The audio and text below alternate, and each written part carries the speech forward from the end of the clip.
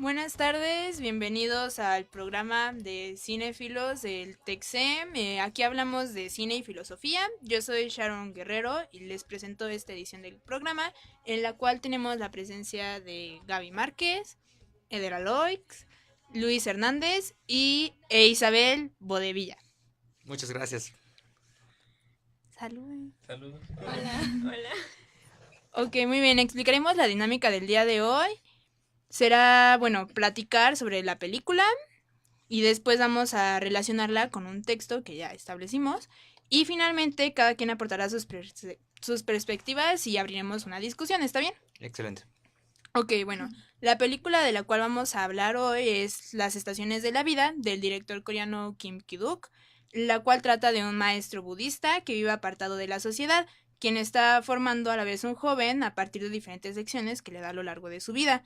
Sin embargo, este joven al crecer cae tentado en la pasión, lo que lo lleva a escapar al mundo exterior. Ya después el joven termina fracasando en este nuevo contexto, cometiendo un crimen pasional, por el cual tendrá que llevar a cabo un proceso de catarsis y reconciliación espiritual.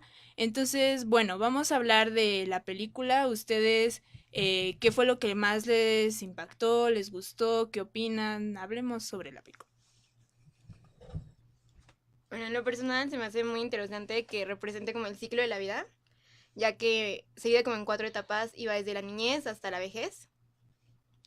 Y, o sea, puedes ver cómo se va desarrollando el joven, o sea, a lo largo de su vida, hasta que al final, pues, le toca a él ayudar a un niño a pasar por lo mismo, por así decirlo. Sí, exactamente, va yendo en un ciclo como vienen siendo las estaciones de la vida. Luis. Am, bueno, creo que es una película muy interesante porque te describe una cultura diferente y su manera de actuar. Y, Sí, también el simbolismo que presenta en muchos de los conceptos, por ejemplo, las estaciones o los animales presentes, todos tienen una representación que complementa mucho la historia de la película. Bueno, en particular yo quiero resaltar de la película que es una producción coreana, ¿no? Entonces todo lo que está hecho ahí tiene una perspectiva de mundo distinta a la que estamos acostumbrados.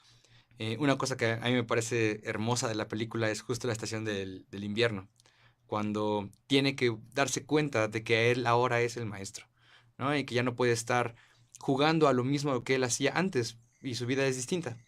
Me parece también brillante la escena del ritual suicida. Eso me parece muy hermoso, ¿no? Porque el maestro de verdad quiere ayudar a su alumno. O sea, no tiene otra motivación para hacer las cosas que ayudarlo y a veces ayudarlo implica agarrarlo a palazos, ¿no? Me parece una película extraordinaria. Es muy bella en muchos sentidos y al menos técnicamente hablando a mí también me parece muy buena.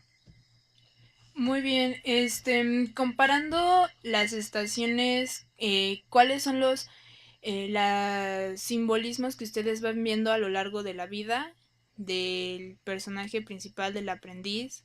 ¿Cómo se crea un paralelismo entre la vida humana, el camino que todas las personas tenemos que seguir, con las estaciones de una manera natural?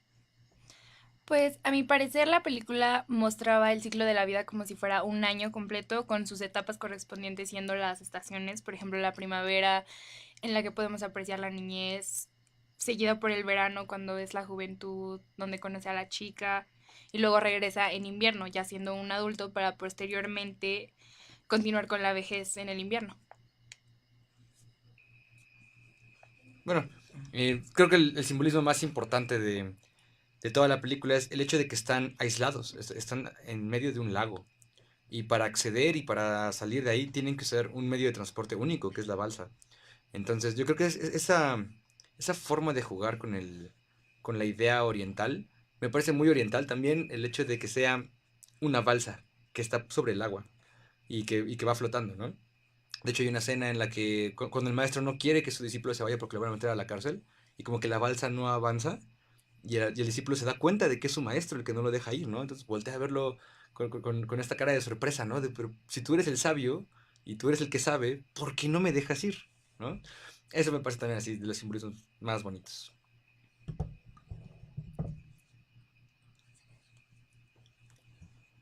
Ok, Luis, ¿tú ya dijiste? ¿Alguna estación que a ti se te haya hecho la más simbólica? El, el verano, cuando conoce a la chica, como que empieza a descubrir el mundo y como que le gusta y decide irse. Y, pero regresa al darse cuenta que falló en ese aspecto de su vida. Y regresa como enojado, queriendo como regresar el tiempo. De hecho, eso es algo que es también importante. Yo no creo que yo no creo que él vea su vida en el mundo externo como un fracaso.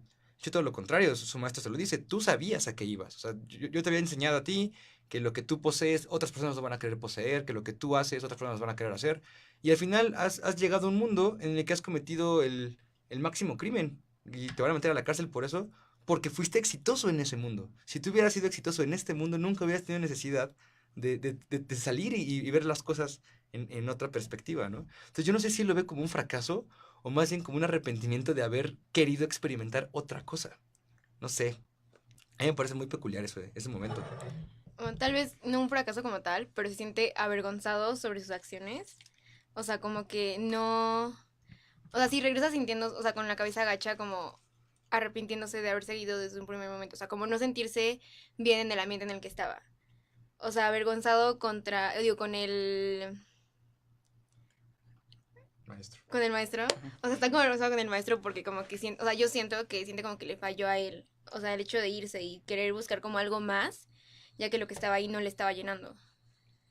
Pues yo personalmente siento, bueno, entendí que quizás no se sintiera avergonzado, sino más bien se da cuenta de cómo es la vida en el exterior, porque bueno, muchas cosas eran lo que le enseñó su maestro, pero finalmente él salió por la pasión y lo que sea, pero él probó el mundo por su propia cuenta, entonces bueno, aquí él combina el conocimiento que le compartió el maestro con el propio conocimiento que él adquirió con su propia experiencia, entonces yo creo que más bien fue como un impacto a lo que él fuera a esperar. Entonces ya después, como que eso es lo que le cuesta trabajo digerir. Y finalmente pues ya lo asimila y pues ya se va con las consecuencias. Sí, y también supongo que por una parte la necesidad de aprender por medio de la experiencia, por ejemplo, en la primera parte en la que aparece el maestro dándole una lección con lo de los animales y la piedra, también podríamos relacionarlo con lo que sucedió en el mundo exterior, para que posteriormente regresara y tuviera todo ese proceso de purificación y es de alguna manera su necesidad de crecimiento para que completara el ciclo de su vida. ¿No? Y de hecho creo que eso sí es muy claro en la película, ¿no? El transcurso de las estaciones siempre te lleva a lo mismo. Y entonces el estudiante o el discípulo, cada que aprende algo, lo va haciendo parte de su experiencia. Y por eso al final él puede ser sabio, porque se da cuenta de que él nunca hizo nada, que él simplemente llegó a comprender las cosas como tenían que ser, ¿no? Entonces me parece, es cierto, la experiencia es parte de esta experiencia, más bien la experiencia personal es parte de esta forma de experimentar el mundo. Y sí, eso es completamente real. Sin la experiencia que tuvo del mundo, él no podría saberlo todo. Entonces creo que es importante mencionar eso también. Sí. Sí.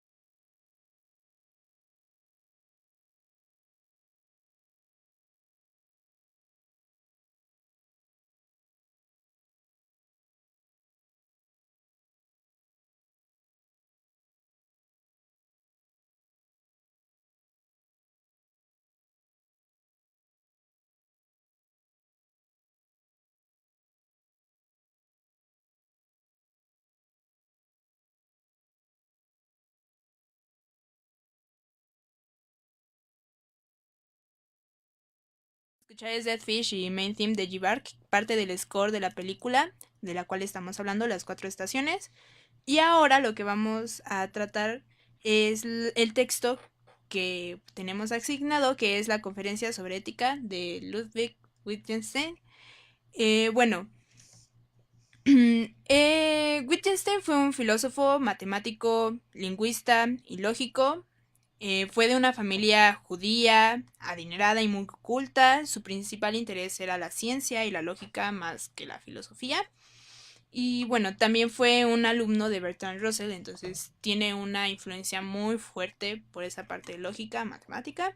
La etapa de él en la que nos vamos a concentrar, que es la del texto de la Conferencia sobre Ética, se encuentra en, bueno, el primer Wittgenstein, que se basa más en lo que viene siendo la lógica.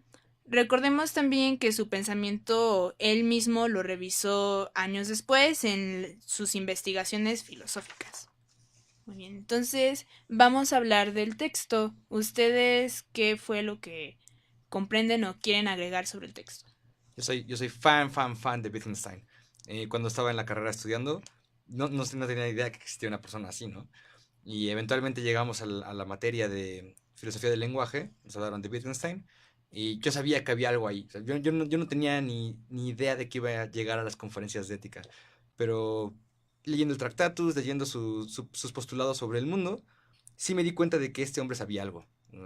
Era algo extraño, ¿no? Leyendo la conferencia de ética, entendí que era un gran tipo. Es la única conferencia que dio en su vida. Entonces eso también a mí me parece digno de ser mencionado.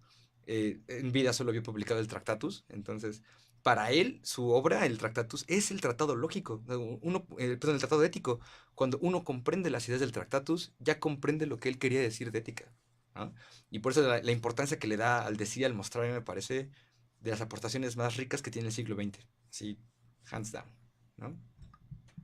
Muy bien, y sobre el texto ya sabiendo todo esto de Wittgenstein, Gaby. Bueno, a mí se me hace muy interesante lo que dice de que, o sea, de que no puedes como repetir tanto ciertas cosas y eso porque como que, bueno, al menos lo que yo entendí es que como que deja de ser cierto y que, bueno, deja de ser cierto lo que estás diciendo y pues pierde como, o sea, ya se me fue la idea. Bueno, no pasa nada. De alguna forma siento que lo que intenta comunicar es la forma de expresarse, que de alguna manera todo es relativo y la manera en la que queremos definir las cosas no tiene una idea concreta de ser. Sí, definitivamente. Esa es una interpretación que se le dio ya en el posmodernismo, ¿no?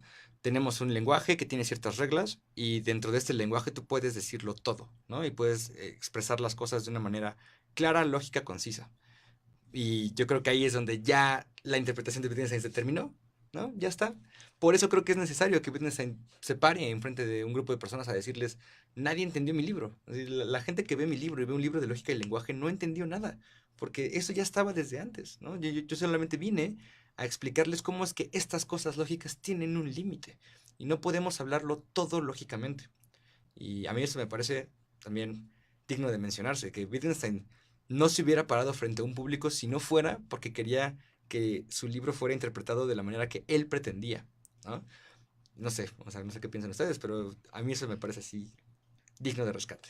Sí, también hay que considerar que en el texto, más que solo aplicar lógica, también aplica mucho su parte lingüista, que de hecho tiene bastante relación con el tema del programa pasado, que también hablamos del lenguaje, que básicamente tratamos muchas cosas a partir de retóricas. En este caso, Wittgenstein da el ejemplo de la símil. Nosotros comparamos muchas cosas o sea, decimos que es bueno y malo en comparación a otras cosas y ya aplicadas con ciertos parámetros. Decimos, bueno, pone el ejemplo de es buen pianista porque sabe tocar bien las teclas a un cierta velocidad melódicamente, entonces ya ahí ya tiene unos parámetros y bueno, compara que básicamente se divide como que la ética en dos partes, en la que se divide como por parámetros y la que es absoluta. Entonces, pues sí como que nos da a entender que muchas cosas de las que nosotros nos hablamos en realidad son cosas más como imaginarias de nuestra cabeza y que somos capaces de interpretarlas por medio del lenguaje.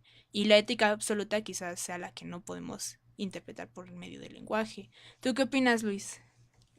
Pues como que trato de explicar que para hablar de la ética el lenguaje es como insuficiente, que no podemos, o sea, cuando tratamos de escribir ética es siempre lo bueno.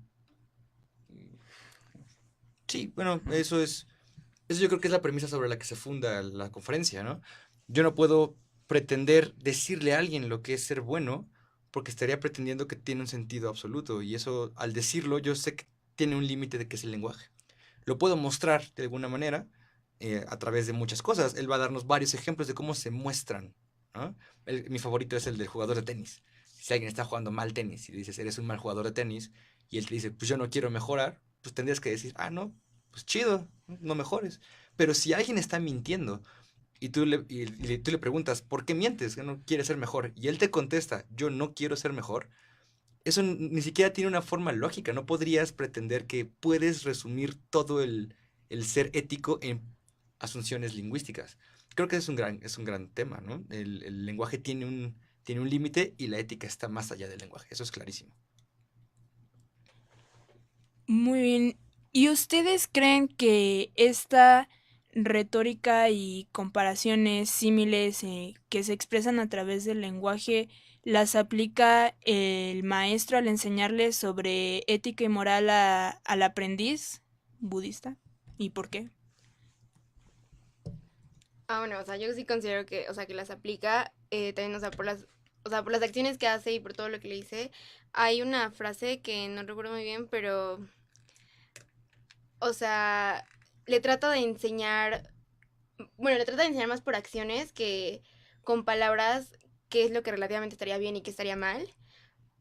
Y, o sea, pues sí le hace entender más por acciones que por las palabras, porque siento que con las palabras no sería como suficiente darle a entender todo ese tipo de cosas.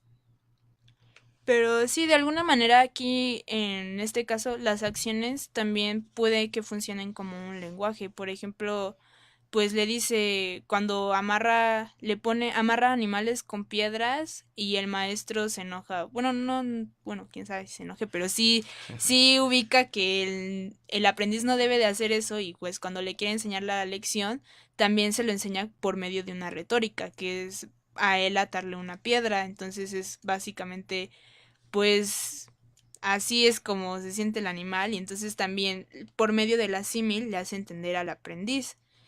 Exactamente. Creo que ahí lo peculiar y de hecho la razón por la que yo sugerí esta película para este autor es que el maestro nunca le dice al discípulo lo que estás haciendo está mal. Nunca le va a decir eso estuvo mal, eso estuvo bien, eso estuvo mal. Simplemente le dice, ve, quítale la piedra y si no puedes, tú cargarás con la conciencia. Y esas palabras no le están diciendo que está bien o está mal, se lo están mostrando. Y cuando el niño se da cuenta de que por sus acciones se murió la víbora, me parece que es la que se muere, ¿no? Y el pez. ¿El pez también? Sí. Bueno, cuando él se da cuenta de que sus actos fueron dañinos, se pone a llorar porque es cuando se da cuenta que hizo mal. No porque se lo dijera el maestro, sino porque lo pudo ver, ¿no? De alguna forma lo vio después. Exactamente, por el medio de estas comparaciones es que él se va dando cuenta. ¿Qué otro ejemplo podemos encontrar? Mm, A mí también me parece un ejemplo que es el que yo uso, es cuando se va a suicidar el alumno, porque ya no quiere vivir porque su esposa lo dejó y lo van a meter a la cárcel y su vida está hecho un caos, y decide suicidarse, el maestro lo ve y la maestra le dice, muchacho idiota, ¿no? Y le empieza a pegar y a pegar y a pegar y a pegar. Y es todo lo que hace, ¿no? Vamos a decir que es todo lo que le dice. Y después, ya cuando él recupera en sí, le pone, ponte a escribir esto. Y cada que detalles, olvida el enojo, ¿no? Y ya está. Y el alumno desarrolla una perspectiva ética, que al final seguirá siendo la misma que el sabio, sin que le tengan que decir, sin que le tengan que enseñar nada. ¿No? Eso me parece también el caso paradigmático de la película, al menos. Sí, siento que de alguna forma allí hay una división en la manera lingüística entre el sentido figurativo y el sentido literal de las cosas. Por ejemplo, podría golpearlo solamente por querer golpearlo, pero hay algo más allá. O lo de la piedra incluso, que puede decirle que trae la piedra en un sentido literal, pero al final del día, después de lo que hizo, la tendrá en el corazón para siempre. No precisamente tener una piedra en el corazón, pero darle una metáfora más allá de lo que es. Muy bien. Bueno, nos damos a corte. Próximamente seguiremos discutiendo. A continuación vamos a escuchar el de igual del mismo score de la película por G-Bark, la canción Last Breath.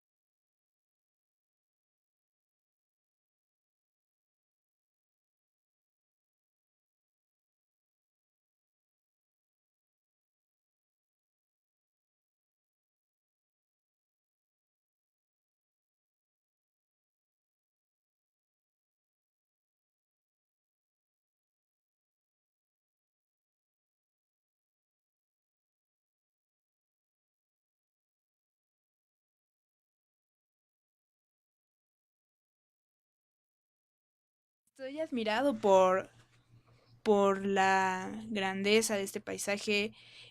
Usamos muchos términos por los cuales decimos, oh, este paisaje es extraordinario, el cielo es extraordinario, y nos preguntamos sobre la maravillosidad de la existencia misma del mundo. Entonces, Wittgenstein dice que en realidad esto no es una especie de que haya algo más allá, porque en realidad como que no hace sentido, sino que más bien nosotros lo vemos así porque fallamos en expresar cosas que van más allá, que son metafísicas por medio del lenguaje. Y dice que lo mismo pasa con la ética, que nosotros a veces la concebimos como algo absoluto, pero decir que es absoluto sería algo metafísico. Entonces, en realidad, solo nos estamos engañando y creyendo que es absoluto, cuando en realidad solo es algo que igual se puede comparar con parámetros como las demás cosas. ¿Ustedes qué opinan respecto a esto?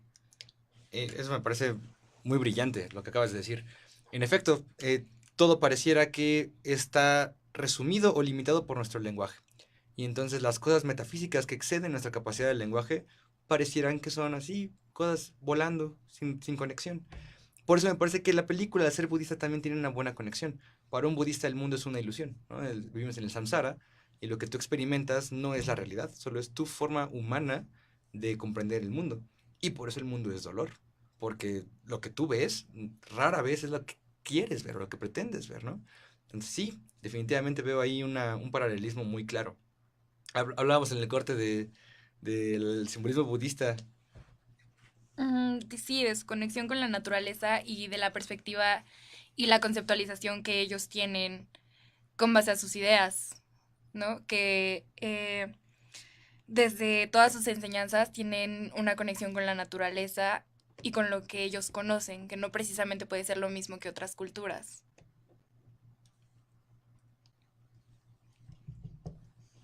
Entonces, bueno, básicamente estamos reconociendo que la cultura budista no pretende irse a tratar la ética como algo absoluto, ni querer ir como a lo metafísico a la hora de tomar decisiones éticas o... Bueno, o sea, yo considero que no solo con la cultura budista, sino con todas las culturas en general. Como que cada cultura tiene su propio entendimiento de la vida y su propia forma de, pues, de cómo vivirla, básicamente. O sea, sus propias enseñanzas. Bueno, en términos metafísicos, el budismo sí pretende conocer la realidad, ¿no? Sí pretende decirte que el mundo es el samsara, tú vas a estar condenado a la reencarnación y al eterno sufrimiento y al dolor, a menos que alcances el estado que conocemos como el nirvana, ¿no? Por eso cuando el discípulo regresa muchos años después de su sentencia, y escarba en el hielo y encuentra la piedra roja, ¿no? Bueno, eso es un mito budista, ¿no? Está diciendo que su maestro en efecto era un sabio y que murió y no reencarnó, se hizo una piedra, ya está. Él ya alcanzó el nirvana, ya alcanzó la iluminación. Y tal vez la alcanzó dejando ir a su alumno, porque justo el último acto que él hace, digamos dentro del mundo de los hombres, es dejar ir a su discípulo. Y después comete suicidio porque ya no tiene ninguna razón, ya lo logró, ya alcanzó la iluminación.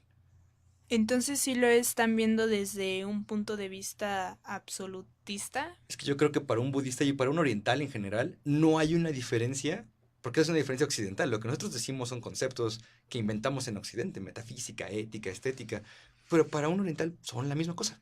Un oriental no tiene por qué distinguir esas cosas, ¿no? Creo que Wittgenstein tenía una intuición por ahí, ¿no? Porque está diciendo justo que como excede al lenguaje, no lo digas, ¿no? Al final del Tractatus es sentencioso, ¿no? De lo que no puedes hablar, mejor cállate. Ya está. Sí, incluso sugiere que es de alguna manera, incluso hasta estúpido intentar tratar temas que van más allá, cuando en realidad puede que solo estén aquí y nosotros no encontremos las palabras para expresar que está aquí, y por eso pensamos que es algo del más allá o metafísico. Mm, ¿Ustedes qué opinan? ¿Cómo influye esta manera de percibir el mundo en las decisiones que toma el aprendiz y la manera en cual el maestro lo educa, lo forma?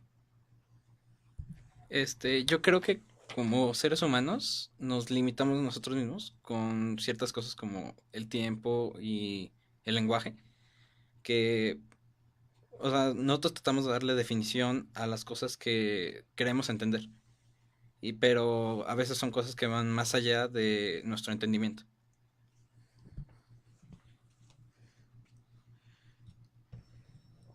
Pues, o sea, de nuevo como que en general siento que pues cada quien vive la vida como cree que está bien y todo, entonces, o sea, el maestro le estaba enseñando al aprendiz como él siente que deben ser las cosas, como él aprendió que deben ser las cosas. Porque, bueno, también siento que influye mucho el hecho de que iban como en este lugar y que no se muevan de este lugar, porque pues es como, no es lo único que conocen, pero pues es en base a lo que han creado, o sea, es ahí están todas sus creencias, ahí está todo lo que han vivido, o sea, es lo que conocen, lo que más conocen y todo, o sea, y puede que vayan al mundo, y, o sea, al mundo exterior, por así decirlo, y que conozcan más allá, pero pues todas sus bases y todo lo que saben es por el lugar en el que están y pues se han criado ahí y es lo que han aprendido. Retomando un poquito la pregunta original de Sharon. em, ¿Quién sí creería que hay un absoluto ético? Pues creo que es Kant, ¿no? Y absoluto en términos humanos. El imperativo categórico te marca esas cosas.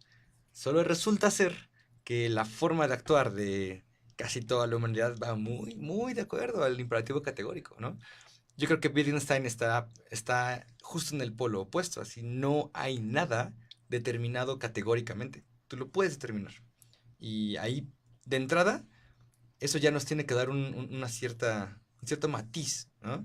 Porque no estamos cometiendo también una perversión al hablar de cosas de las que no podemos hablar. Entonces, el lenguaje sí nos da para algunas cosas en las que podemos opinar, pero para algunas no. Y creo que reconocerlo es suficiente sabiduría para Sócrates, ¿no? A nosotros nos deja hablar de estas cosas, ¿no? Pero creo que por ahí tenemos que llevar la discusión. Sí, yo creo que hay como una gran discusión conforme a la conceptualización de las cosas de las que se tienen que hablar, de las definiciones de, del estado de cualquier cosa. Por ejemplo, la ética que explica Wittgenstein, que no se puede llegar como a un punto en el que todos estén de acuerdo de a qué se refiere. Es muy difícil. Exactamente, todo tiene un carácter demasiado relativo en el sentido ético. Si nosotros queremos marcar algo como bueno, puede que sea no bueno desde otra perspectiva. Entonces, lo mismo pasa con los budistas o con nuestra manera occidental de verlo, con el catolicismo, etcétera. Van cambiando muchísimo las perspectivas, lo vemos a diario. Sí, ¿no? Me parece también que al menos la película juega con ¿qué está bien? ¿No? El estudiante intenta suicidarse, el maestro lo regaña, pero luego él lo hace. O, por ejemplo, irte con la mujer está mal, ¿no? Que te vayas con la chica estuvo mal, se robó un ídolo estuvo mal. Pero irte con los policías, llevarte tu dolor, eso está bien. Porque va a cambiar la condición de posibilidad en la que las cosas son buenas, ¿no? Pero tenemos también que tomar en cuenta que sí hay cosas que son, al menos humanamente, mal vistas. No creo que haya ni una sola cultura que crea que el homicidio está justificado, por ejemplo. O que digan que la violación está justificada, por ejemplo. Me parece que ese tipo de juicios morales, tal vez sí haya juicios morales universales, solo que no los conocemos. O quizás simplemente no es que sea algo universal, así como quizás el maestro, bueno, el aprendiz como que captó de manera como reglamentaria, pues bueno, esto es lo que sucede cuando te vas al mundo y la gente ansía tales y tales cosas y como que él concluye qué fue lo que fue un arrepentimiento cuando él lo experimenta por su propia manera. Entonces lo mismo puede pasar por, por todas las diferentes culturas que se da eso, que hay muchas cosas que coinciden porque al final de cuentas todos llegan a experimentar cosas parecidas y de ahí todos aprenden personalmente. Ustedes, mm, tomando en cuenta todo esto de cosas que llegamos a coincidir, ya hasta por nuestra propia cuenta de, lo vas a aprender hasta que tú seas mamá. Por ejemplo, ustedes, ¿qué ejemplos tienen de que ustedes hayan aprendido de esa manera?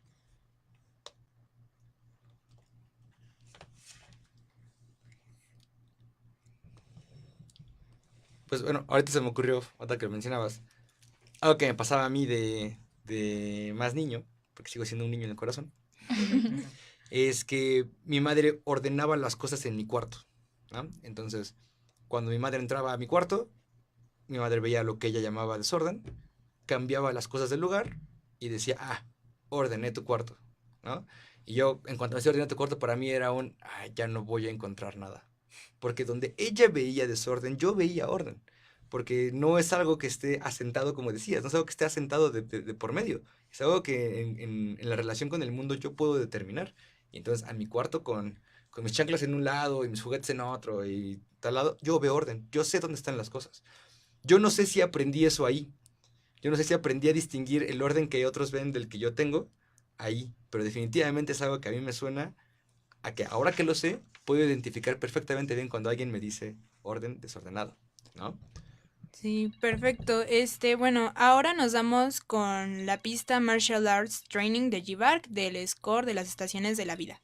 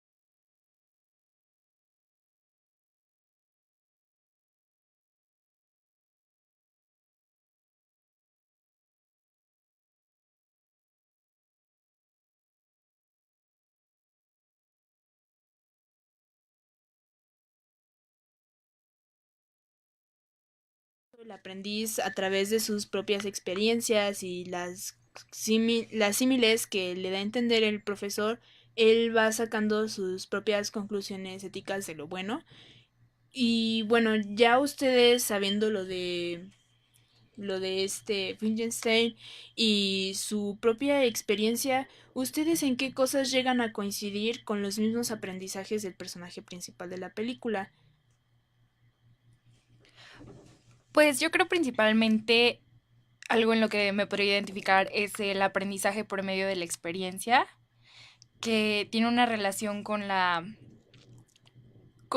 consecuencia que pasa y a partir de ahí se va creando definiciones de qué es lo que nosotros podríamos ver como bueno o malo o si haces esto te pasa esto y de alguna forma así es como me identificaría con la película. Y por ejemplo, bueno, también yo en internet vi mucho que la gente vinculaba esta película con aspectos sobre el karma, por ejemplo. ¿Ustedes también creen que eso aplica en su visión de la ética, la moralidad? Pues yo lo vi como si fuera un ciclo donde empezaban en algo y siempre al final de cada estación como que cerraban en el mismo lugar, terminaban con el mismo lugar. Este, como dan a entender que pues el principio también es como el fin y Sí, definitivamente eso está hecho a propósito. Que siempre empiece con las puertas, que siempre termine con el agua, que siempre empiece con las puertas, que termine con el agua. Yo creo que sí, la relación con el karma es clara. Así, es un ciclo, las cosas están hechas para que vuelvan a repetirse, ya está, ¿no? Incluso tiene una especie de relación porque, por ejemplo, si nosotros pensamos en un, en un pasar de las cosas cíclico, es como si las cosas terminaran igual como en una ecuación, es como un equilibrio, y lo mismo sucede con el karma, es una especie de sistema de equilibrio. ¿Tú qué opinas, Gaby? Bueno, pues, o sea, igual, ya como dijeron, o sea, sí considero que es un ciclo y que pues sí, o sea, no tanto como que lo que hace regresa, pero pues, o sea, si se cierra, si se concluye, o sea, para poder seguir adelante tienes que terminarlo, no puedes dejarlo como abierto y ahí pendiente porque en algún punto tienes que cerrar, o sea, el ciclo y terminar con todo eso para poder seguir adelante y seguir otra etapa y pues no como empezar desde cero, pero pues empezar fresco, por así decirlo. Muy bien. No, bueno, y yo creo que algo que debe ser rescatado, sea de la película de Wittgenstein, es que es mucho más importante lo que muestras que lo que dices. Entonces, yo siempre lo digo en clase, ¿no? No le digas a las personas que las quieres, demuéstraselos. Si tú llegas con alguien y le dices todas las razones que tienes para quererlos, no va a servir de nada. Pero si llegas y les das un abrazo, si llegas y les das un beso, si llegas y les regalas cosas, si te preocupas por ellos, es mucho más profundo lo que muestras a través de tus actos que lo que puedes llegar a decir. Y es por eso que cuando pone a escribir al discípulo en el piso, pues el discípulo lo hace, ¿no? El discípulo lo hace sin ningún problema. El problema no es hacerlo, el problema es que una vez que lo hace lo comprende y ya muestra una cosa distinta, ¿no? Yo creo que eso es lo con lo que yo quiero cerrar. Así, eso es lo importante de todo esto. Sí, es muy importante, va mucho con la filosofía del director que uno se puede dar cuenta evidentemente en su manera de dirigir. Hay una forma de pensar muy famosa entre cineastas que es no lo cuentes, muéstralo, y lo mismo pasa en la película. No es una película de muchos diálogos, sino al revés, de muchas más acciones. Y bueno, ese es un estilo muy marcado del cineasta. Tiene otras películas, por ejemplo, El Arco, también es de Kim Ki-duk. Y hace mucho esto, mucha más acción que lenguaje. Entonces, pues sí, viene mucho con eso, apegado a la ética, sobre todo de que si la queremos tratar desde un punto de vista absoluto, pues desde el lenguaje no es la manera. Quizás las acciones sí lo puedan ser. Bueno, pues sí, también porque pues las acciones en sí son como un lenguaje universal, o sea, no tienes que explicarlas, no importa, o sea, pues sí, o sea, cuál sea tu idioma, lo que sea, o sea, es como algo que se entiende mediante eso, o sea, así como dijo Eloix que, o sea, de lo de si quieres a alguien dice, no se lo digas, o sea, demuéstraselo, abrázalo o algo, o sea, porque sí, o sea, lo puede estar diciendo, pero así como lo puede estar diciendo, puede que realmente no tenga un significado para ti, realmente. Y al hacer, o sea, al hacer alguna acción, al realizar algo, pues, o sea, lo estás haciendo es por algo, porque realmente sientes eso, porque realmente crees en eso. Muy bien, y pues ya, con esto concluimos, ya se nos acabó el tiempo, ya vamos a despedirnos, adiós. Adiós, gracias. Hasta luego. Muchas gracias por ver esta edición de Cinéfilos. Estamos todos los martes a las 5 de la tarde para que nos escuchen la próxima semana, que vamos a hablar de la película de Big Lebowski de los hermanos Coen. Y de texto vamos a hablar sobre el Tao Te King de Lao Tzu. Entonces, para que nos escuchen, recuerden, martes a las 5 de la tarde, esto es Cinéfilos. Muchas gracias.